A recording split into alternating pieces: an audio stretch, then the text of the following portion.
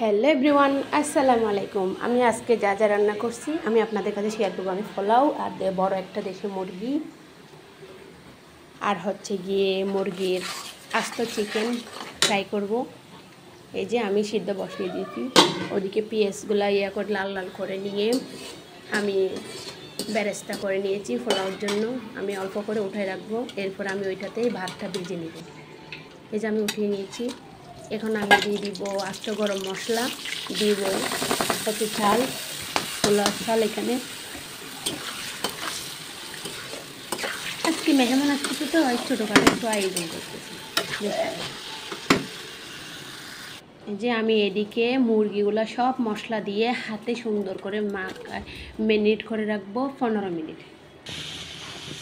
এদিকে আমার চালটা ভাজা হয়ে গেছে, আমি একটু সুগন্ধি পাতা অ্যাড করছি যাতে ফ্লেভারটা ভালো আসে।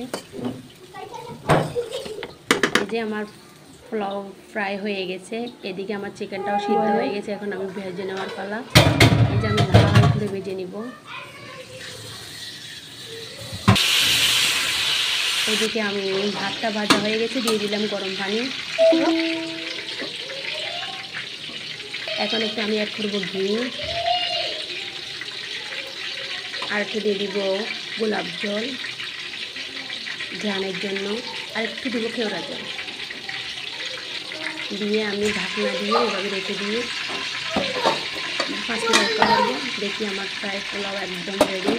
এখন আমি ভরে বেরেস্তা দিয়ে আরেকটু দমে রাখবো 5 মিনিটের মতো। এদিকে আমার চিকেনটাও ফ্রাই হয়ে গেছে। এই যে আলহামদুলিল্লাহ পোলাওর কালারটা দেখুন, সেই মাশাআল্লাহ। এদিকে আমি আবার একই কড়াইতে আমি আস্ত দিয়ে মশলা দিয়ে ভেজে নিয়ে দারচিনি, এলাচ, তেজপাতা, লবঙ্গ, গোলমরিচ সব দিয়ে আমি ভেজে নিয়ে আমি দিয়ে দিলাম পেঁয়াজ কুচি। এগুলো ভেজে নিয়েছি, ভাজা হয়ে আসছে। আমি দিয়ে দিলাম আদার পেস্ট আর পেঁয়াজ রসুনের পেস্ট। এটা ভাজা নেওয়ার পরে আমি ম্যারিনেট করা মাংসগুলো দিয়ে দিছি। এই যে আমি কষাতে দিয়ে দিলাম। এই যে মশলা কষানো হয়ে গেছে, আমার রান্নাটা মাংসটাও প্রায় সিদ্ধ হয়ে গেছে। এর মাঝখানে আমি অনেকবার নেড়ে ছেড়ে দিয়েছি।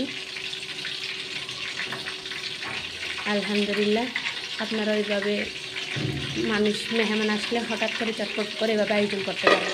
এই যে আল্লাহ হাফেজ। এই যে আমার চিকেনটাও একদম রেডি।